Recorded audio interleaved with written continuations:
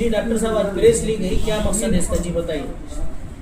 पिछले कुछ दिनों से भोकर शहर में कुछ गुनहगार किस्म के, दंगेखोर किस्म के लोग कुछ ऐसा माहौल बना रहे पिछले कुछ दिनों से कि भोकर में शांति, पिछले 10-15 सालों से शांति है, सभी समाज के लोग मिलजुल कर रहने वाले हैं, लेकिन उनको ये देखा नहीं जाता क्योंकि उनके नस नस में दंगा करना, दंगे कराना, समाजों में झगड़े कराना, बिरादरियों में झगड़े कराना, इनामदारों में झगड़े कराना, कोई और बिरादरियों में झगड़े कराना, ये उनके नस नस में। तो पिछले कुछ दिनों से उन्होंने वीडियो डालकर हमारे लोगों को परेशान करने का काम कर रहे हैं, जिसमें काफ़ी एलिगेशंस उन्होंने मेरे ऊपर भी लगाए हैं। तो मैं मेरे तरफ से कुछ खुलासा देने के लिए आप लोगों को बुलाया हूँ, मीडिया को यहाँ पर। आप यहाँ पर आए उसके लिए बहुत बहुत शुक्रिया। तो मैं खुद डॉक्टर फिरोज़ खान इनामदार, मक्का मस्जिद शोहरापुरा का वक्फ बोर्ड नियुक्त मुतवल्ली हूँ। ये मेरा लेटर है, मैं वक्फ बोर्ड से ऑफिशियल नियुक्त मुतवल्ली हूँ। मुझे डुप्लीकेट मुतवल्ली ऐसा कहा जा रहा है, तो उसके बारे में ये मेरा खुलासा है। और ये विद ड्यू प्रोसीजर वक्फ बोर्ड ने पब्लिक नोटिस वगैरह इशू कर कर मुझे वक्फ बोर्ड का वहाँ पर मुतवल्ली घोषित किया है। 2028 तक मैं हूँ, उसके बाद इंशाल्लाह आगे हमारे कोई और बने। और ये मेरे मस्जिद का रजिस्ट्रेशन है, मक्का मस्जिद शोहरापुरा का वक्फ बोर्ड से रजिस्ट्रेशन है। ये रजिस्ट्रेशन मस्जिद का रजिस्ट्रेशन वक्फ बोर्ड से किया हुआ। तो मेरा ये कहना है कि इनका ये कहना है कि भोकर 70% इनामी ज़मीन पे बसा हुआ है। ये आज से नहीं बसा हुआ है, ये पिछले 50-100 सालों से इनामी ज़मीन पे बसा हुआ है। यहाँ पर दरगाह का इनाम है, मस्जिद का इनाम है, मंदिर का इनाम है, मठ का इनाम है, हर चीज़ का इनाम है। चूँकि ये निज़ाम गवर्नमेंट की टेरिटरी हुआ करता था, इसलिए यहाँ पे इनाम की ज़मीनें 70% इनाम की ज़मीनें हैं। दूसरी बात, मुझे इन्होंने डुप्लीकेट मुतवल्ली कहा था, वो मैं क्लियर कर चुका। उन्होंने माफिया कहा, ऐसा कुछ मेरा काम नहीं है। मैं डॉक्टर हूँ पेशे से, मेरी वाइफ डॉक्टर है, और अगर मैं ऐसा कुछ माफिया रहता तो लोग मुझे चुनकर ना देते हैं। पिछले इलेक्शन में मैं काफ़ी अच्छे पैमाने पे मेरी वाइफ चुनकर आई है, और अभी हम सभापति का काम पूरे भोकर शहर में कर रहे हैं। दूसरी बात, इन्होंने कहा कि 70 से 80 एकड़ लैंड मस्जिद शोहरापुरा की है, जो कि एकदम से झूठ बात है। 70 से 80 एकड़ नहीं बल्कि 19 एकड़ है, जिसके अंदर तकरीबन 12-13 एकड़ में अतिक्रमण हुआ है। उसकी लड़ाई हम खुद वक्फ बोर्ड को लड़ रहे हैं, उसका ये हमारा पिटीशन है। 2011 से मैं ये केस लड़ रहा हूँ। वक्फ बोर्ड में कितने हमारे ज़मीनात गए हैं उसके बारे में, ये वक्फ ट्रिब्यूनल में भी लड़ रहा हूँ। इसके अंदर ये देखिए मेरा नाम, पिटिशनर बोल के मेरा नाम इसके अंदर शामिल। ये मैं खुद लड़ाई मेरी जारी है। अब इसके बाद इन्होंने अब इल्ज़ाम लगाया, अब इससे ऐसे इल्ज़ाम लगाया कि भाई वक्फ बोर्ड के सीईओ जो है समीर काजी साहब, उनसे मेरे कुछ ताल्लुकात है। मैं तो आज तक वक्फ बोर्ड के समीर साहब को आज तक मिला भी नहीं, उनको देखा भी नहीं, ना वो मुझे पहचानते ना मैं उनको पहचानता। मेरा उनसे कोई ताल्लुकात नहीं है। ये पूरा झूठा एलिगेशंस है। ये पता नहीं उनके दिमाग में क्या चल रहा, उसके बारे में मुझे जानकारी नहीं है। डॉक्टर साहब, ये इल्ज़ाम क्यों लगाए जा रहे हैं, इसका कारण क्या है? ऐसा कुछ मतलब देखिए, पिछले इलेक्शन हुए, वो इलेक्शन में उन्होंने हमारे खिलाफ खड़े रहे थे। जनता ने उनको दूसरी बार भी हरा दिया।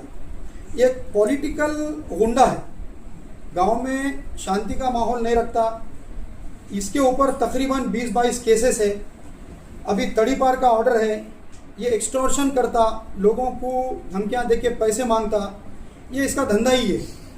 इसकी वजह से अब हमको भी ये ऐसा परेशान कर रहा कि भाई तुम मुतवल्ली नहीं है, तुम जमीन दिए, लेकिन इसमें कोई सच्चाई नहीं है।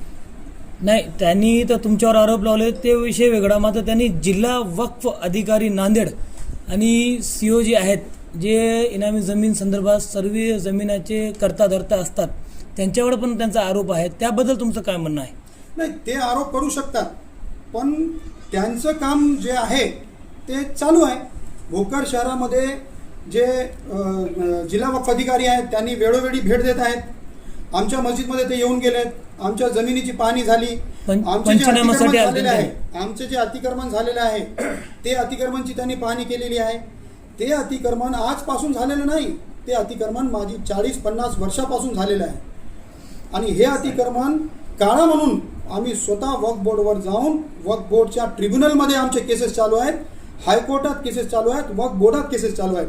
आणि या केसेससाठी कमीत कमी 150 ते 200 लोकांना आम्ही नोटिसा पाठवलेल्या आहेत. त्याचा पिटिशनर मी स्वतः आहे. दूसरा म्हणजे है कि जो नाजायज कब्जे जो अतिक्रमण वाले हैं उनसे और आपकी साठगांठ है, उनसे कुछ पैसे वसूल किए जाते या फिर वो कुछ घर बनाने जा रहे हैं तो आप इनामदार लोग उनसे पैसे लिए जाते, ऐसा भी उन्होंने आरोप किया है. देखिए यहाँ पर पूरे इनामदार मौजूद है, इस प्रेस कॉन्फ्रेंस में पूरे इनामदार मौजूद है. ऐसा कोई भी इनामदार, चाहे वो जामा मस्जिद का हो, मक्का मस्जिद का हो, अजमतपुरा मस्जिद का हो, मदीना मस्जिद का हो, कोई भी दरगाह का इनामदार, ये इनामदार ऐसे कामों में शामिल नहीं है. अगर है तो सिर्फ इल्ज़ाम लगाने के बजाय वो कार्रवाई करनी चाहिए. उन्होंने इल्ज़ाम नहीं लगाना चाहिए, उन्होंने कार्रवाई करनी चाहिए. और ये उन्होंने इल्ज़ाम लगाकर उनका सिर्फ और सिर्फ एक ही मोटिव है, लोगों को डराना, उनके पास से पैसे की उगाही करना. वो आज खाली है, उनका कोई कारोबार नहीं, कुछ नहीं, उनका काम ही ये है. महाराष्ट्राचे लोकनेते अशोकरावजी चव्हाण साहेबांचा त्यांना एक हे केले होते की अशोकराव चव्हाण साहेब अशा भूमाफियाला सहकार्य करत नाही, मी त्यांच्यासोबत 15 वर्ष राहिलेलो आहो. म्हणजे त्यांचा एक हेतू होता की अशोकराव चव्हाण साहेबांना जवळ करणं किंवा त्यांच्यावर आरोप लावणं. आणि ते म्हणतात की 343 फ्लॅटाची विक्री होत आहे, त्या संदर्भात आपण सांगा. कसं आहे, अशोक चव्हाण साहेब बिलकुल बरोबर आहे. अशोक चव्हाण साहेब माजी मुख्यमंत्री, आता राज्यसभा सांसद आहेत. ते असल्या लोकांना जवळ घेत नाहीत, त्याच्यामुळे यांना जवळ घेतले नाही. समजलं का? यांना जवळ घेतलं नाही ना त्यांनी आम्हाला सहकार्य केलं. आम्ही निवडून आलो, निवडून आल्यानंतर आम्ही त्यांना इथं नगर परिषदेमध्ये त्यांना सपोर्ट केला. आम्हाला त्यांनी सभापती पद दिलं. आम्हाला त्यांनी जवळ घेतलं की दूर केलं? तुम्हीच सांगा. आता जवळ केलं की दूर केलं? आता आम्हाला सभापती पद दिलं म्हणजे जवळ केलं की दूर केलं? जर आम्ही तसे काही धंदे करणारे असतो तर आम्हाला त्यांनी जवळ केलं नसतं ना. 343 प्लॉटिंग झाले म्हणून त्यांचा खुला आरोप आहे. ते मला काही त्या प्लॉटिंग बद्दल काही सांगायचं नाही. माझी तिथं काही प्लॉटिंग नाही, माझ्या नावाने विक्री नाही. आरोप करणारे लोक खूप आरोप करतात. त्यांनी ऐकून घ्या ना, आरोप करणारे लोक खूप आरोप करतात, पण त्या आरोपामध्ये सत्यता किती आहे आणि त्यांची डिमांड काय आहे ते लोक पाठवतात माझ्याकडे की तुम्हारे को बदनाम कर दूंगा, नाही तुम्ही खूप पैसे दे. आता हा विषय किती महत्त्वाचा आहे की नाही आहे? आता आम्हाला हे असं टॉर्चर केल्यासारखं आहे की नाही आहे? तुम सभापति बने, तुम साहब के नज़दीक है, हम तुमको इस तरह तुम्हारा नाम बदनाम करके हम तुम्हारे को पैसे मांग रहे. त्यांनी म्हणतात की आम्ही वरिष्ठांकडे तक्रारी दिली. जर त्यांनी तुमच्यावर आरोप करत असेल तर तुम्ही कायदेशीर बाब काय केल्या? आता सुरुवात केली आम्ही. आता आज हे आमचं जे त्यांनी आमच्यावर आरोप लावलेत, खोटे आरोप, या आरोपाबद्दल आमचं एक कर्तव्य होतं की भोकरच्या जनतेला सगळं सत्यता काय आहे ते माहीत व्हावी. हे सत्यता माहीत व्हावी लोकांना, लोकांच्या मनात संभ्रम राहू नये म्हणून ही आज पत्रकार परिषद घेतलेली आहे. आणि याच्यानंतर आमची आणि त्याची गाठ कोर्टात आणि पोलीस स्टेशनमध्येच होणार आहे. गावातील जबाबदार जे इनामदार आहेत त्यांना तुम्ही काय आश्वासन देणार आहे एकता होण्यासाठी किंवा समाजा आणि देवस्थानाच्या जमिनीसाठी लढण्यासाठी? हे बघा, गावातील सर्व इनामदार एक जागी आहेत. सर्व इनामदार संबंधित ज्यांची संस्था आहे त्याची देखभाल स्वतः करीत आहेत. आता हे जामा मस्जिदचे इनामदार आहेत, हे जामा मस्जिदचे इनामदार आहेत.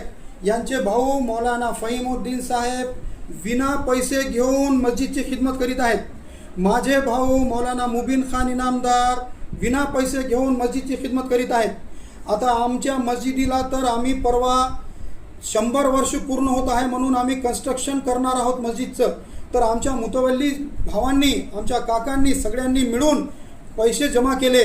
आणि आता भोकरच्या जनतेला पण आम्ही जे आमचे नमाज पठण करण्यासाठी येतात, आमच्याकडे दररोज येतात, यांना पण आम्ही रिक्वेस्ट करणार आहोत की आमच्या मस्जिदसाठी त्यांनी मदत करा म्हणून.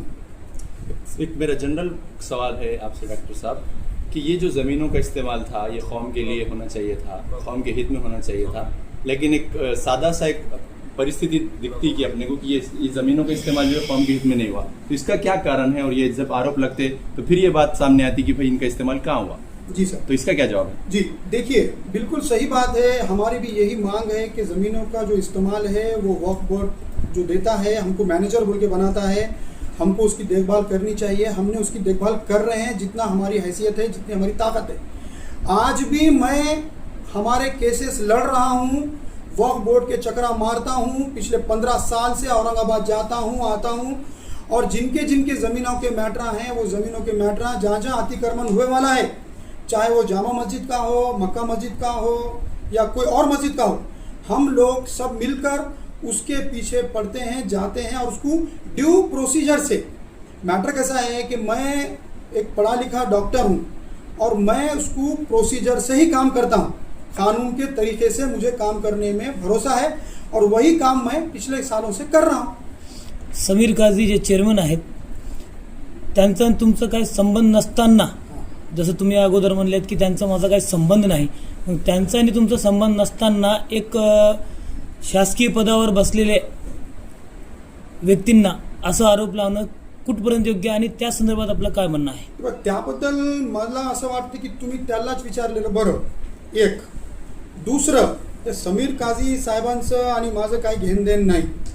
आता यांचं काय आहे की हे काय करतात की कुठेही जाऊन, आता अगोदर हे बापूसाहेबाकडे होते, बापूसाहेबांना संपून टाकले. हे दलिंदर लोक आहेत, दलिंदर. आता बापूसाहेबाजवळ होते, बापूसाहेब संपून टाकलेत. किनाळकर साहेबाकडे गेले, किनाळकर साहेबाला संपून टाकलेत. चव्हाण साहेबाकडे आले, त्यांचं मुख्यमंत्रीपद गेलं. राष्ट्रवादीमध्ये आले, अजितदादाला खाऊन घेतले.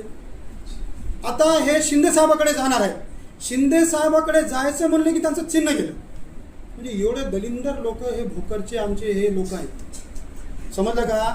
आणि याच्यामुळं हे जे लोक आहेत यांचं काहीतरी राजकीय पोळी भाजण्यासाठी हे एवढ्या मोठ्या, ते समीर काझी का छोटा माणूस आहे का? ते वक्फ बोर्डचं चेअरमॅन आहे, त्याचं आमचं काय घेणं देणं आहे?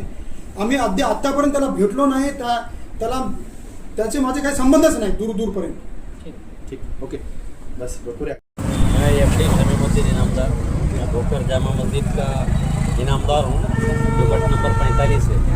भोकर जामा मस्जिद की बहुत सारी ज़मीन है भोकर शहर में. ये किनवट रोड पे हम खड़े हुए हैं और मेरे पीछे जितने भी अभी बांधकाम चालू है, टीन शेड वगैरह, राइट साइड में बने हुआ कॉम्प्लेक्स है, ये हसमी नगर से वो वहाँ तक सुपर गार्डन के अलवर तक. और ये जो पूरा अतिक्रमण है ये खरीदेवा नहीं है.